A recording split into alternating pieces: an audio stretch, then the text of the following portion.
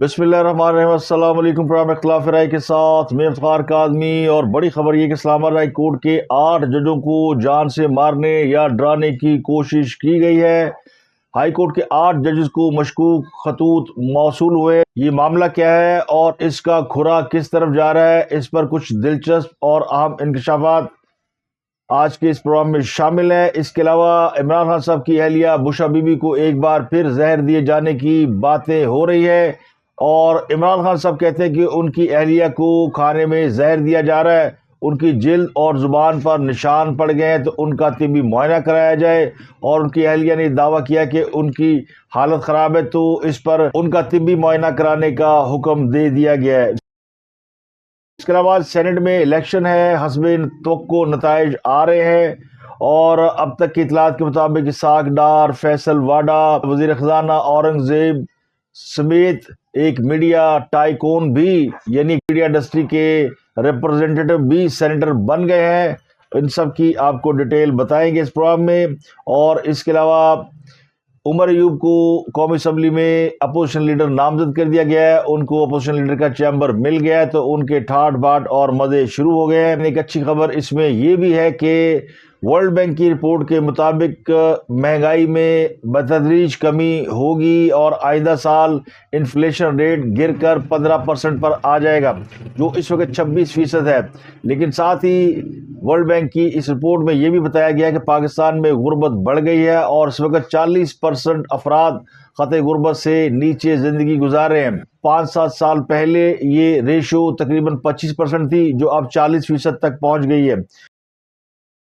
इसके अलावा खैबर पख्तूनख्वा में गवर्नर राज की बातें की जा रही हैं और मामला है बगावत का और वफाक के साथ झगड़े का, और ये झगड़ा है मखसूस नशिस्तों का, जिसकी वजह से आज खैबर पख्तूनख्वा में सेनेट के इलेक्शन भी रोक दिए गए। तो ये तमाम वो अहम इंफॉर्मेशन है जो आपके साथ शेयर करेंगे। लेकिन सबसे पहले सेनेट इलेक्शन की बात करते हैं। पंजाब और बलूचिस्तान की जनरल नशिस्तों का पहले ही फैसला हो चुका है। अब सिंध के अंदर जो इलेक्शन हुए हैं उनमें 10 नशिस्तें पीपल्स पार्टी ने जीत ली है। सेनेट की 12 नशिस्तों पर इलेक्शन था जिसमें 19 उम्मीदवार मद्दे मुकाबल थे और 154 अरकान असम्बली ने वोट में हिस्सा लिया। नताइज के मुताबिक पीपल्स पार्टी ने सिंध से सेनेट की 10 सीटें जीती हैं। मुत्तहिदा कौमी मुल्क ने 1 और आज़ाद उम्मीदवार 1 सीट लेकर कामयाब हुए हैं। पीपल्स पार्टी के जो लोग कामयाब हुए हैं उसमें अशरफ अली जतोई, दोस्त अली जैसर, काजिम अली शाह, मसरूर एहसन, नदीम भट्टो, MQM के आमर चिश्ती और आज़ाद उम्मीदवार फैसल वाडा। खवातीन की नशिस्तों पर पीपल्स पार्टी की रुबीना कायम खानी, कुर्रतुल मरी, जबकि टेक्नोक्रेट नशिस्त पर मीडिया के एक बड़े ही अहम शख्सियत जिनका ताल्लुक एक बहुत ही बड़े न्यूज़ ग्रुप से है, सरमद अली कामयाब हुए हैं और उनके अलावा ज़मीर घुमरो कामयाब हुए। सरमद अली जो है वो जंग और जियो ग्रुप से वाबस्ता है। अकलीती नशिस्त पर पीपल्स पार्टी के पंजूमल भेल सेनेटर मुंतखब हुए हैं और फैसल वाडा जिन्हें पीपल्स पार्टी और MQM दोनों की हिमायत हासिल थी वो आज़ाद हसीयत से सेनेट में कामयाब हो गए हैं। इस्लामाबाद की नशिस्तों पर हुकूमती इत्तेहाद के उम्मीदवार कामयाब हो गए हैं जिनमें वज़ीर ख़ारजा इसहाक डार और राना महमूदुल हसन शामिल हैं। जनरल और टेक्नोक्रेट नशिस्त पर 2 उम्मीदवार मद्दे मुकाबल थे। इसहाक डार का मुकाबला सुन्नी इत्तेहाद कौंसिल के राजा अंसर महमूद से था और राना महमूद हसन का मुकाबला फरजंद अली शाह से था जिनका तल्लुक सुन्नी इत्तेहाद कौंसिल से। तो सेनेट इंतखाबात में कौमी असम्बली के 310 अरकान ने हिस्सा लिया। इसहाक डार को 222 वोट मिले और उनके मद्दे मुकाबल राजा अंसर महमूद को 81 वोट मिले और हैरानकुन तौर पर कौमी असम्बली में 5 वोट मुस्तरद हुए हैं। तो पंजाब में सेनेट इंतखाबात की तमाम नशिस्तों पर मुस्लिम लीग की सेनेटर कामयाब हो गए हैं। टेक्नोक्रेट की नशिस्त पर नून लीग के मोहम्मद औरंगजेब 128 वोट लेकर, जबकि मुसद्दक मलिक 121 वोट हासिल करने में कामयाब हुए हैं। पंजाब से सेनेट की खवातीन नशिस्तों पर मुस्लिम लीग नून की अनूशा रहमान और बुशरा भट्ट जीत गई हैं। इनके मद्दे मुकाबल सुन्नी इत्तेहाद कौंसिल की यास्मीन राशिद और सनम जावेद थी। सेनेट की अक़लियती नशिस्त पर मुस्लिम लीग नून के खलील तार सिंधु कामयाब हो गए हैं। इनके मद्दे मुकाबल सुन्नी इत्तेहाद कौंसिल के आसिफ आशिक हार गए हैं। तो पंजाब में 5 सीटें जो है वो हुक्मरान इत्तेहाद ने जीत ली है, जिनमें खवातीन की 2, टेक्नोक्रेट की 2 और अक़लियतों की 1 सीट शामिल है। جنرل نشستوں پر پہلے ہی مسلم لیگ نون کامیابی حاصل کر چکی ہے۔ خیبر پختونخوا میں الیکشن ہی نہیں ہوئے کیونکہ خیبر پختونخوا نے مخصوص اراکین کا حلف لینے سے انکار کیا ہوا ہے۔ الیکشن کمیشن یہ وارن کر چکا تھا کہ اگر خیبر پختونخوا حکومت نے مخصوص نشستوں پر کامیاب ہونے والے اراکین سے حلف نہیں لیا تو پھر سینٹ الیکشن نہیں ہوں گے۔ تو سینٹ کا یہ مرحلہ مکمل ہو گیا ہے، لیکن اس میں اہم بات یہ کہ جب تک خیبر پختونخوا میں سینٹ کے الیکشن نہیں ہوں گے اس وقت تک سینٹ میں چیئرمین اور ڈپٹی چیئرمین کا الیکشن نہیں ہو سکے گا، اور شاید اسی وجہ سے تحریک انصاف نے مخصوص نشستوں پر منتخب ہونے والے اراکین سے حلف نہیں لیا اور اس معاملے کے اوپر ایک سٹینڈ لے لیا، جس کے بعد وفاق میں یہ باتیں زیر گردش ہے کہ چونکہ ایک بڑا آئینی بحران پیدا ہو سکتا ہے، سینٹ جب تک مکمل نہیں ہوگا قانون سازی کے مراحل مکمل نہیں ہو سکتے، اور اگر خیبر پختونخوا اس بات پر اصرار کرتی ہے جس طرح علی امین گنڈا پور نے یہ کہا کہ وہ کسی صورت بھی مخصوص نشستوں پر جیتنے والے ارکان کو حلف نہیں لینے دیں گے، تو خیبر پختونخوا حکومت کی جانب سے سینٹ الیکشن میں یا سینٹ چیئرمین کے الیکشن کی راہ میں روڑے اٹکانے سے یوں لگتا ہے کہ صوبہ بغاوت پر آمادہ ہے، اور وہاں پر گورنر راج لگانے کا آئینی جواز پیدا ہو چکا ہے۔ اب اس پر عمل ہوتا ہے کہ نہیں ہوتا۔ اس کے علاوہ جو دو بڑی خبریں جس نے آج پورے ملک کو اپنی لپیٹ میں لیے رکھا، وہ دو خبریں تھیں۔ ایک تو عمران خان صاحب کا یہ دعویٰ کہ ان کی اہلیہ کو زہر دیا جا رہا ہے، اور دوسرا اسلام آباد ہائی کورٹ کے 6 ججوں کو بلکہ 8 ججوں کو کچھ خطوط ملے، یہ خطوط مشکوک تھے۔ تو اسلام آباد ہائی کورٹ کے چیف جسٹس عامر فاروق سمیت تمام ججوں کو مشکوک خطوط موصول ہوئے۔ رائے کے مطابق ایک جج کے سٹاف نے خط کھولا تو اس کے اندر پاؤڈر موجود تھا، جس کے بعد سنسنی پھیل گئی اور ماہرین کی ٹیم بلا لی گئی، بڑا رولا پڑ گیا۔ ذرائع کہتے ہیں کہ خط کے اندر ایک نشان موجود تھا جو تھریٹن کرنے کے لیے ہوتا ہے، ڈرانے کے لیے ہوتا ہے، اور اس خط کے اوپر بھیجنے والے کا نام لکھا ہوا تھا ریشم، اور ایڈریس موجود نہیں تھا۔ تو ریشم کا خط تھا تو سٹاف نے ذرا جلدی سے کھول لیا ہوگا کیونکہ ریشم تو خاتون کا ہی نام ہو سکتا ہے۔ تو جس سٹاف نے بھی یہ خط کھولنے کی کوشش کی اس نے جب خط کھولا تو اس کے اندر کوئی صفوف موجود تھا۔ خط کھولنے کے بعد اس کی آنکھوں میں فوری جلن شروع ہو گئی اور اس نے اپنے ہاتھوں کو منہ کو سینیٹائزر سے صاف کیا، منہ ہاتھ دھویا۔ خط میں موجود متن پر لفظ اینتھراکس لکھا تھا۔ اسلام آباد ہائی کورٹ نے فوری طور پر آئی جی کو طلب کر لیا، ڈی آئی سیکورٹی کو طلب کر لیا۔ ایک سنسنی پھیل گئی کہ ججوں کو مارنے کے لیے خطوط بھیجے گئے ہیں، ججوں کو ڈرانے کے لیے خطوط بھیجے گئے ہیں۔ اینتھراکس نامی جو پاؤڈر ہے اسے زہریلا پاؤڈر سمجھا جاتا ہے۔ 2001 میں امریکہ کے اندر اینتھراکس نامی پاؤڈر کی ایک بہت ہی بڑی اپیرنس ہوئی تھی جب سینیٹرز اور میڈیا ہاؤسز کو اینتھراکس پاؤڈر بھرے خطوط بھیجے گئے تھے۔ جس سینیٹر نے بھی وہ خط کھولا تھا یا میڈیا نے تو ان کو ظاہر ہے اس کے اندر پاؤڈر نظر آیا۔ اس کی جب انویسٹیگیشن ہوئی تو پتہ چلا یہ زہریلا پاؤڈر ہے۔ تو اس زہریلے پاؤڈر کا پاکستان کے اندر اسلام آباد ہائی کورٹ کے ان ججوں کو بھیجا جانا جن کا معاملہ اس وقت بہت ہی زیادہ فلیئر اپ ہے، اور ان 6 ججوں نے پاکستان کے سب سے طاقتور ادارے کے خلاف ایک خط لکھا ہوا ہے۔ اس خط کا پاکستان کی سب سے اعلیٰ عدالت نے نوٹس لے رکھا ہے، اور سپریم کورٹ کے اندر ایک ہیجان اور ایک بحران کی کیفیت نظر آتی ہے۔ پاکستان کی عوام بھی اس پر پریشانی کا شکار ہے کہ یہ سب معاملات کیا ہے۔ 6 ججوں نے یہ دعویٰ کیا تھا کہ ان کو خفیہ ادارے ڈراتے ہیں، دھمکاتے ہیں، مرضی کے فیصلے لیتے ہیں، ان کے رشتہ داروں کو مارتے ہیں، ان کی ویڈیوز بناتے ہیں، اس بنیاد پر ہمیں بتایا جائے کہ ہم کیا کریں۔ تو یہ خط جو ہے اس کی بنیاد پہ حکومت نے ایک کمیشن بنایا، لیکن کمیشن کے سربراہ بھاگ گئے۔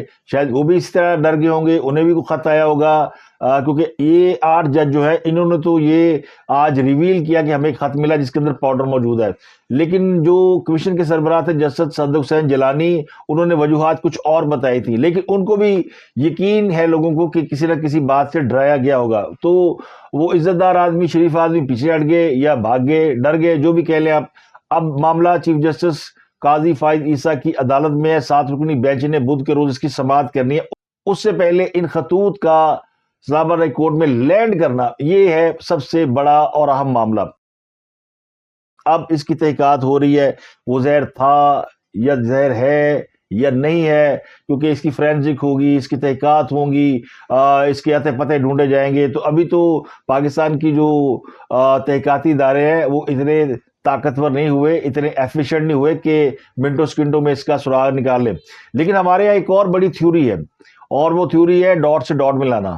یہ جس طرح کا واقعہ ہے، جو مجھے لگتا ہے کہ ججوں کو خطوط بھیجے گئے، اس کے اندر ایک پاؤڈر تھا. اگر کوئی جج کھولتا تو وہ ڈر جاتا، وہ کہتا مجھے مارنے کے لیے بھیجا گیا ہے. اگر میں یہ چکھ لیتا یا یہ میری ناک کے اندر سے چلا جاتا یا میں سونگھ لیتا تو میری موت واقع ہو جاتی. تو پھر اس جج کو ڈر جانا چاہیے. تو ایک تو یہ ہو سکتا ہے کہ ججوں کو ڈرانے کے لیے بھیجے گئے ہوں، لیکن یہ وہ جج ہیں جنہوں نے پاکستان کے سب سے طاقتور ادارے سے ٹکر لی ہے. پاکستان کی سب سے بڑی خفیہ ایجنسی، بلکہ دنیا کی ٹاپ 5-6 ایجنسیز کے اندر ریٹنگ رکھنے والی ایجنسی کے اہلکاروں کے اوپر یہ الزام لگایا ہوا ہے. یعنی انہوں نے چیلنج کیا ہوا ہے کہ تم ہمارے اختیارات میں مداخلت کر کے دکھاؤ، ہم تمہیں ایکسپوز کر دیں گے. تو انہوں نے ایکسپوز کرنے کی ٹھانی ہوئی. تو یہ جج ڈریں گے تو نہیں. یہ جج ایک عام خط سے ڈر نہیں سکتے، ایک صفوف سے ڈر نہیں سکتے جسے انتھراکس کہا جاتا ہے. اور یہ انتھراکس جو ہے وہ جسم کے اوپر نشان ڈال دیتا ہے اور پھوڑے پھوڑے کر دیتا ہے، اس قسم کی بیماری کر دیتا ہے. لیکن ہوتا یہ زہریلا مواد ہے. تو اس سے وہ ڈر جائیں گے تو یہ ممکن نہیں ہے، یہ نظر نہیں آتا، یہ لگتا نہیں ہے، کیونکہ یہ بڑے بہادر جج ہیں. ان سے زیادہ اس وقت پاکستان کے اندر شاید ہی کوئی بہادر آدمی ہوگا جس نے سب سے طاقتور ادارے سے ٹکر لی ہے. پاکستان کے بڑے بڑے وزرائے اعظم، صدور، طاقتور شخصیات، وہ بیچارے اپنے ہونٹوں کے اوپر ہونٹوں کو سی کر، ہونٹوں کے اوپر ٹیپ لگا کر گھر چلے جاتے ہیں، لیکن کسی کا نام نہیں لیتے.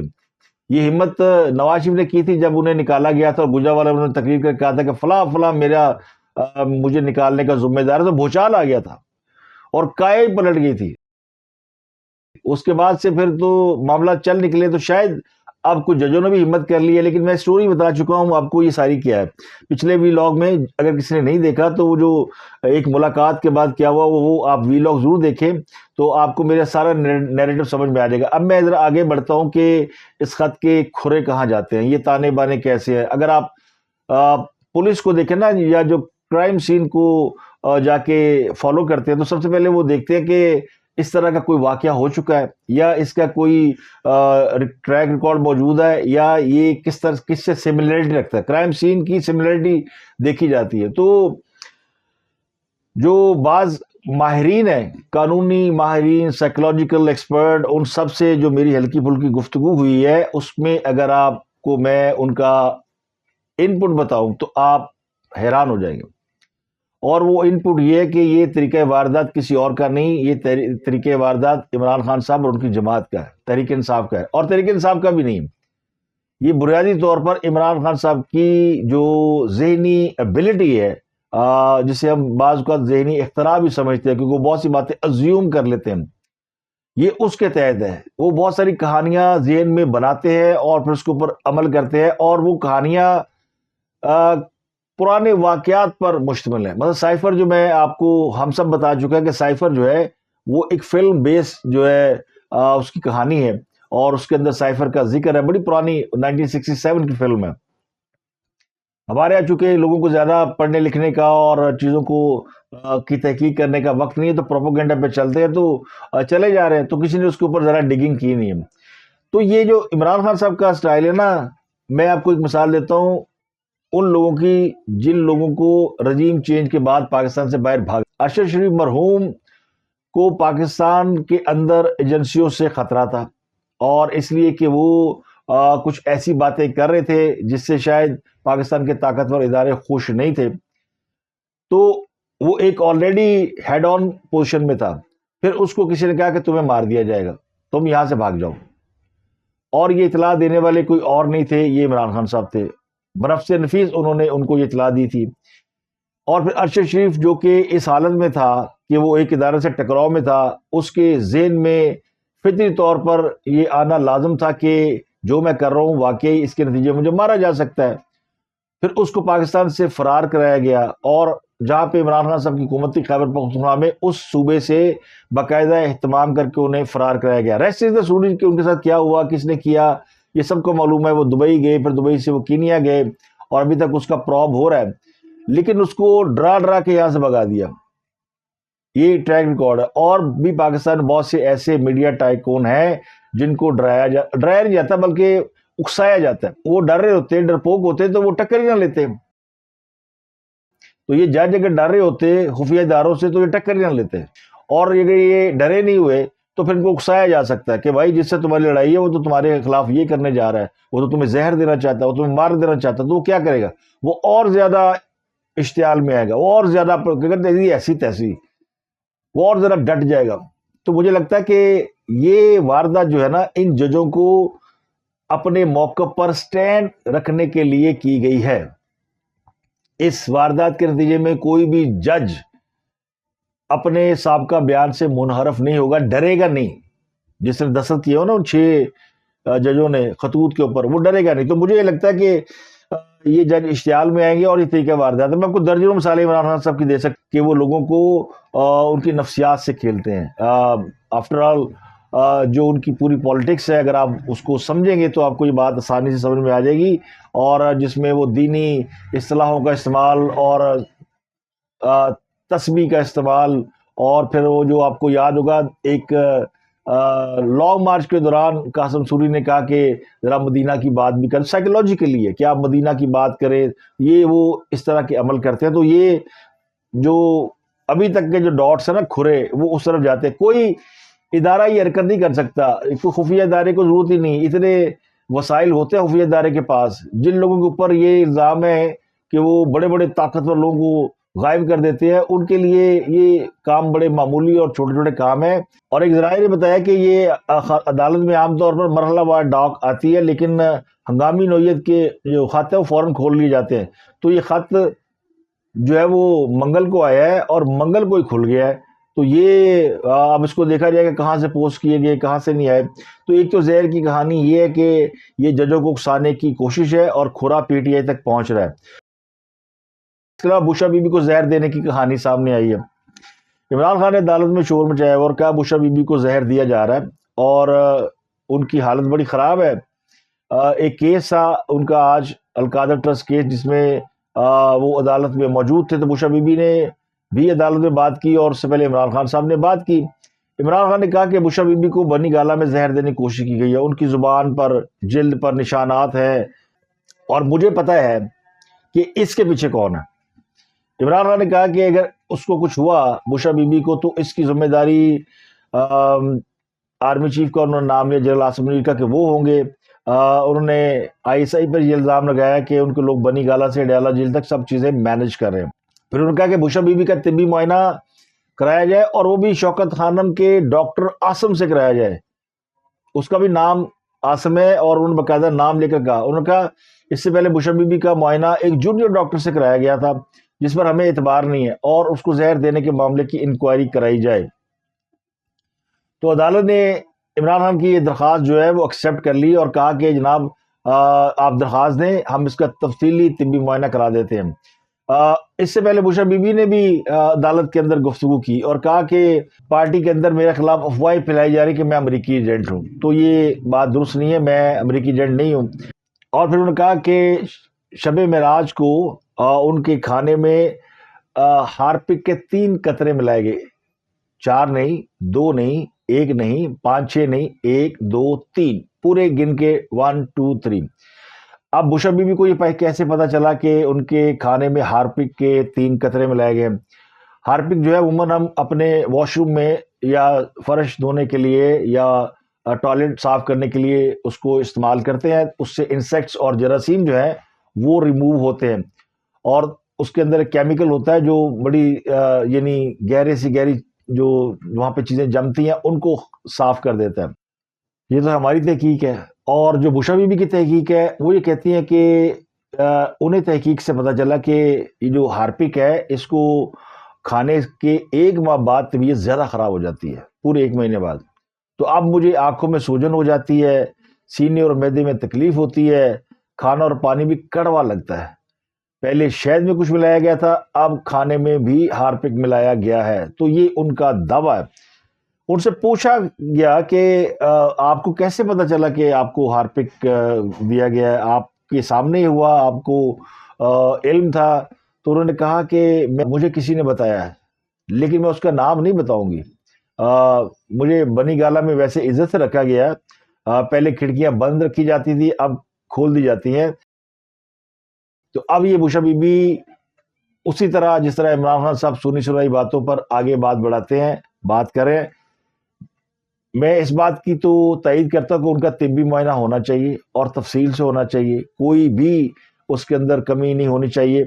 لیکن یہ جو ان کا دعویٰ ہے وہ درست نہیں لگتا. ہو سکتا ہے کسی اور وجہ سے ان کی طبیعت خراب ہو. اور یہ جو زہر والی کہانی ہے نا، یہ عمران خان صاحب کی یعنی اٹیچڈ کہانی ہے. یہ وہی ہے کہ وہ اپنے لوگوں کو ہمیشہ ایسی کہانیاں سناتے ہیں جس سے لوگوں کے اندر اشتعال پیدا ہو. اب اگر آپ ان کے فالوور ہیں، ان کے ووٹر اور سپورٹر ہیں، تو یقینی طور پر آپ کو اس بات پر غصہ آئے گا، تکلیف ہوگی، رنج ہوگا کہ دیکھیں ہمارے لیڈر کو زہر دیا جا رہا ہے، ان کو مارنے کی کوشش کی جا رہی ہے. تو یہی وہ چاہتے ہیں کہ آپ اسی کیفیت میں رہیں اور اسی طرح آپ کو غصہ آتا رہے تاکہ آپ کی سوچنے سمجھنے کی صلاحیت جو ہے وہ مفقود ہو جائے، وہ کمزور رہے. اگر آپ حقائق پہ غور کریں گے تو آپ کو چیزیں سمجھ میں آنا شروع ہوگی جو کہ وہ کبھی آپ کو سمجھ میں آنے نہیں دیں گے. تو یہ سارا جو ان کی ایک پوری ایک داستان ہے، داستان اس لیے کہ اس میں کوئی صداقت لگتی نہیں ہے، لیکن اگر پھر بھی انہیں زہر دیا جا رہا ہے. ویسے تو میں اس بات پر حیران ہوں انتظامیہ پہ اور عدالتوں پہ کہ اگر وہ بنی گالہ نہیں رہنا چاہتی اور اڈیالہ جیل میں رہنا چاہتی تو انہیں اڈیالہ جیل منتقل کر دیا جائے. اس میں کیا قیامت آ گئی ہے؟ انہوں نے خواتین کے حصے میں ہونا ہے، عمران خان نے مردوں کے حصے میں ہونا ہے. لیکن وہ یہ ساری چیزیں جو مجھے لگتا ہے وہ عمران خان کے قریب رہنے کے لیے کر رہی ہیں، اور عمران خان بھی چاہتے ہیں کہ وہ میرے قریب رہے. شاید وہ ان کی قربت سے فیض یاب ہونا چاہتے ہیں، روحانیت سے فیض یاب ہونا چاہتے ہیں. ان کو اچھا لگتا ہے، ان کو ذرا اطمینان اور سکون ہوتا ہے، تو یہ میرا خیال ہے ان کو یہ فیسلٹی دے دینی چاہیے. اب اس کی اب طبی معائنہ ہوگا تو پتہ چلے گا جناب اندر کہانی کیا ہے. ویسے اس سے پہلے بھی جب انہوں نے شہد میں کچھ ملانے کا دعویٰ کیا تھا تو بھی اس میں سے کچھ نہیں نکلا تھا اور پتہ چلا تھا کہ انہیں الرجی ہوئی ہے. اور اب بھی بنی گالہ جہاں آس پاس جنگل ہے وہاں اس بند کمروں میں رہنے سے یہ الرجی ہو سکتی ہے. تو ہو سکتا ہے کہ ان کو کوئی نہ کوئی اس بات کی علامت ظاہر ہوئی ہو، لیکن جس سے بھی انہیں یہ کہانی سنائی کہ آپ کو زہر دیا جا رہا ہے، یہ وہی طریقہ واردات ہے جو عمران خان صاحب کا ہے، جو عمران خان صاحب دوسروں کو اکسانے کے لیے، اپنے پاؤں پہ کھڑے رہنے کے لیے کرتے ہیں. بشرا بی بی کو اگر یہ بتایا جائے گا کہ تمہیں زہر دیا جا رہا ہے تو وہ کیا ڈرے گی؟ جو جیل میں چلی گئی ہے اپنے بندے کے لیے، جو اتنا کچھ برداشت کر رہی ہے، وہ اس بات سے تو نہیں ڈرے گی کہ اس کو زہر دیا جا رہا ہے، وہ تو اور تگڑی ہو جائے گی. تو تگڑا یہ زہر جو نا، یہ تگڑا کرنے کے لیے، وہ جو انتھراکس ہے خط میں بھیجا گیا وہ بھی تگڑا کرنے کے لیے، اور یہ جو زہر کی کہانی ہے یہ بھی تگڑا کرنے کے لیے. تگڑے رہو، اپنے پیروں پہ رہو، اپنے پاؤں پہ کھڑے ہو جاؤ. مجھے تو اس کہانی کے اندر یہی کچھ نظر آتا ہے. آپ سے ملاقات ہوتی ہے اگلے ولاگ میں. اپنا گرد و نواح کے لوگوں کا بہت خیال رکھیے گا اور اپنے فیڈ بیک سے ضرور آگاہ کیجیے گا.